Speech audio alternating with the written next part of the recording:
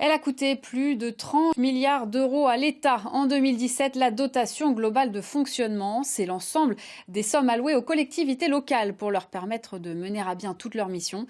Une enveloppe qui se réduit depuis plusieurs années. Emmanuel Macron a été accueilli sous les sifflets le 23 novembre dernier lors du Congrès des maires de France.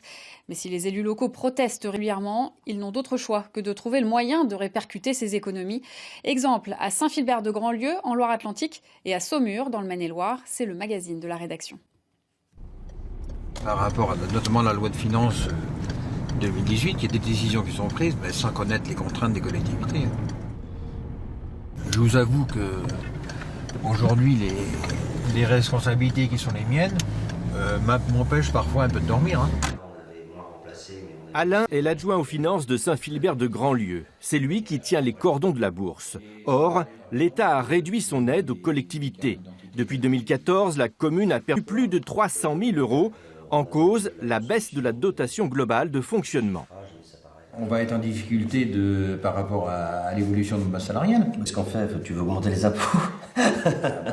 On a pris des engagements, on va les tenir, mais derrière... Non, on ne va pas augmenter les impôts, mais voilà, l'équation devient compliquée, quoi. Pour l'instant, on est sur un rythme d'investissement assez soutenu à Saint-Philbert parce qu'on accueille des populations et puis on a des services publics en place. Mais il est évident qu'au prochain mandat 2020-2026, si les règles du jeu sont celles-ci, il faudra revoir le rythme d'investissement et la maquette des services publics telle qu'elle existe aujourd'hui, ce qui va évidemment susciter de l'incompréhension et du mécontentement dans nos populations.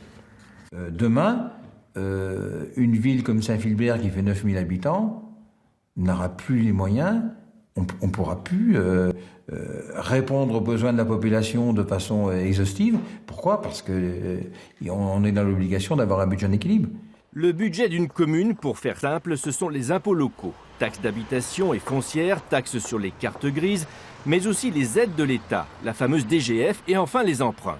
Or, la dotation globale de fonctionnement se réduit et ne suffit plus à compenser les missions confiées aux communes. Dernière en date, les demandes de carte d'identité ou de passeport. C'est juste pour la carte d'identité? Les deux passeports. Passeport et carte d'identité. Oui. Parce que vous n'avez jamais eu de passeport? Si. Dans cette commune qui instruit les demandes pour tout le secteur du Sud-Loire, l'État finance le service à hauteur de 5 000 euros par an. Il en coûte en réalité 6 fois plus. On est à peu près sur 2 équivalents temps plein aujourd'hui au niveau du fonctionnement du service. Donc c'est pour ça qu'on a dû faire un recrutement pour pouvoir absorber la dose de dossiers qui est arrivée depuis le 1er mars avec la mise en place des cartes d'identité uniquement dans quelques mairies.